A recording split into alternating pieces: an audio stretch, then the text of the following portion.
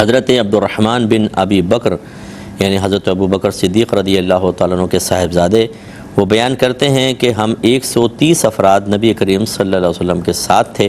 تو آپ نے اس وقت پوچھا بھئی کسی کو کھانا ہے تم لوگوں کے پاس؟ تو ایک شخص کے پاس 4 کلو کے قریب آٹا تھا، وہ لے آئے، آٹا گوندا گیا، اور تھوڑی دیر میں ایک مشرک آیا، بڑا لمبا چوڑا سا تھا، قوی ہیکل تھا، اور اس کے پاس بکریاں تھیں۔ تو سرکار نے اس سے پوچھا کہ تم یہ بکریاں ہمیں ہدیتاً دے سکتے ہو، کوئی بھی بکری ان میں سے، یا بیع کرو گے، خرید و فروخت؟ اس نے کہا خرید و فروخت۔ تو سرکار نے ایک بکری خرید لی،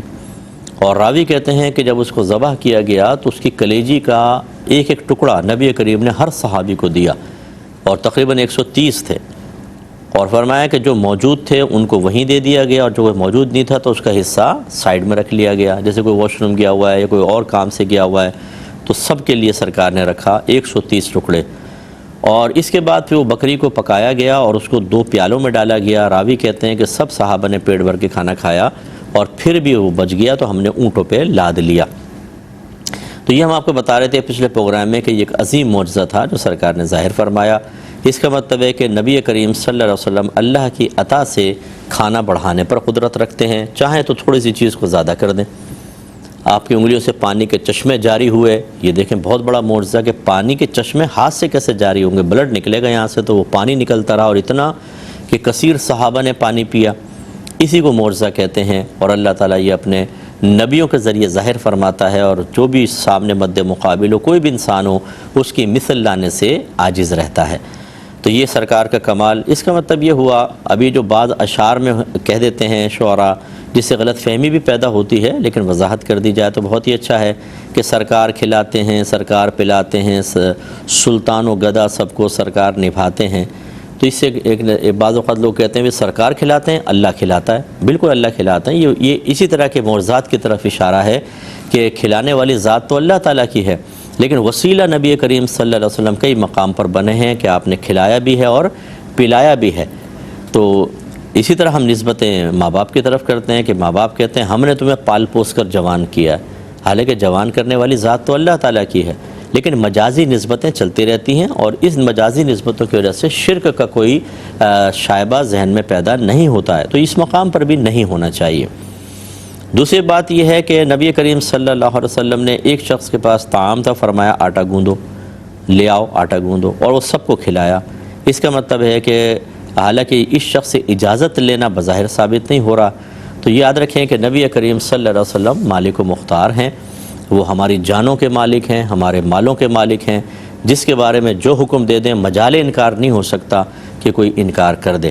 تو بظاہر وہ ان صحابی کا آٹا تھا، لیکن نبی کریم صلی اللہ علیہ وسلم نے تمام صحابہ کو کھلا کر یہ اشارہ ملتا ہے کہ اصل مالک نبی کریم ہے، حقیقی مالک تو اللہ تعالیٰ ہے۔ پھر مجازن جو وہ ملکیت عطا فرماتا ہے اس میں بھی ہمارے نبی مالک ہیں، جس کے ساتھ جیسا معاملہ فرمائیں،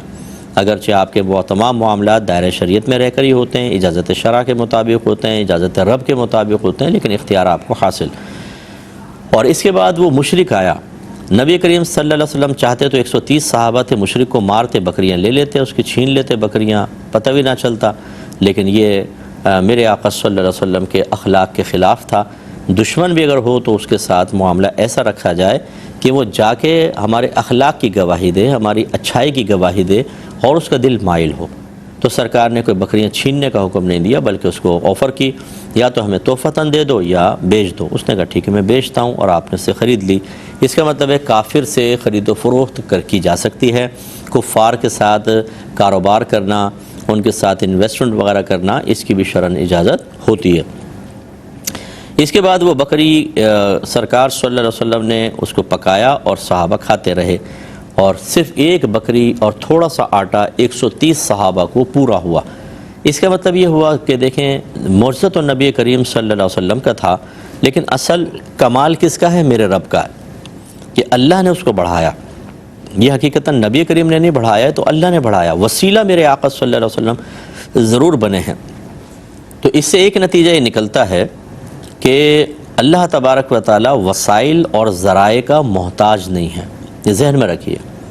اگر ہم سنتے ہیں اللہ نے بظاہر ذریعہ کان بنایا، اگر اللہ چاہے تو ہماری آنکھیں سنیں اور ہمارے کان دیکھیں اور ہماری ناک بولے اور ہم ہاتھوں سے کھانا شروع کر دیں کہ ہاتھ میں یوں رکھیں اور وہ جسم میں چلا جائے۔ اللہ تعالیٰ ان ذرائع کا محتاج نہیں ہے، تو اللہ تعالیٰ چاہے تو ایک وقت میں تھوڑی سی چیز کو بہت زیادہ کر دے، چاہے تو بہت زیادہ کو بہت ہی کم کر دے۔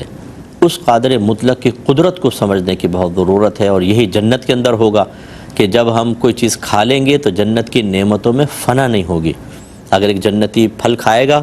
جیسے کھائے گا پھر پورا ہو جائے گا، کھائے گا پھر پورا ہو جائے گا، کھائے گا پھر پورا ہو جائے گا، چھوڑے گا تو شاخ میں جا کے لگ جائے گا۔ ایسے جنتی پرندے بھن کر آئیں گے، وہ کھائے گا، جب کھا چکے گا وہ دوبارہ زندہ ہو کے دوبارہ اڑنے لگ جائیں گے۔ تو یہ بظاہر کوئی ناممکن چیزیں نہیں ہیں۔ اللہ تبارک و تعالیٰ کی قدرت بڑی کامل ہے، لیکن چونکہ یہ چیزیں عام طور پہ ہماری نگاہوں کے سامنے نہیں ہو رہی، اس لیے ہمارا ذہن فوراً انہیں قبول کرنے کے لیے تیار نہیں ہوتا ہے۔ لیکن اللہ تعالیٰ اس قسم کے معجزات دکھا کر ثابت فرما دیتا ہے، جیسے نبی کریم کے 5 انگلیوں سے پانی کے چشمے جاری ہونا۔ یہ ایک جیسے روایت ہے حضرت عمر فاروق رضی اللہ تعالیٰ عنہ غالباً اس کے راوی ہیں،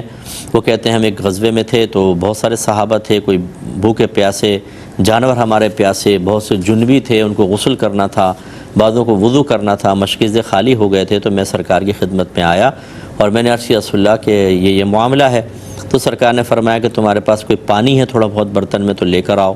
تو کہتے ہیں ہم ایک برتن میں پانی لائے جو اس کے پیندے میں تھا، بس تھوڑا سا پانی، اس میں میرے آقا نے اپنا دست اقدس رکھا اور آپ کی 5 انگلیوں سے پانی کے چشمے جاری ہو گئے اور وہ پانی باہر چھلکنے لگا۔ تو راوی کہتے ہیں کہ جنہوں نے پینا تھا انہوں نے پیا، جنہوں نے مشکیزیں بھرنے تھے بھرے، برتن بھرے، جانوروں کو پلایا، جس نے نہانا تھا نہایا، جس نے وضو کرنا تھا وضو کیا، اور پانی ایسے ہی جاری رہا۔ اور جب ہم نے کہا رسول اللہ بس، تو آپ نے دست اقدس نکالا، جتنا اس میں برتن میں پہلے پانی موجود تھا اب بھی موجود تھا۔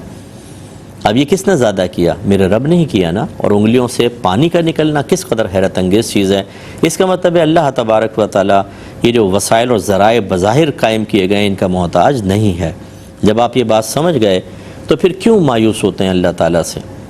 جب وہ ذرائع کا محتاج ہی نہیں ہے تو بعض اوقات ہم پہ قرضہ چڑھ جاتا ہے تو ہمیں بظاہر کوئی ذریعہ نظر نہیں آتا، تو ہم اللہ تعالیٰ کے بارے میں بھی سوچنے لگ جاتے ہیں یار اللہ تعالیٰ کیسے کرے گا،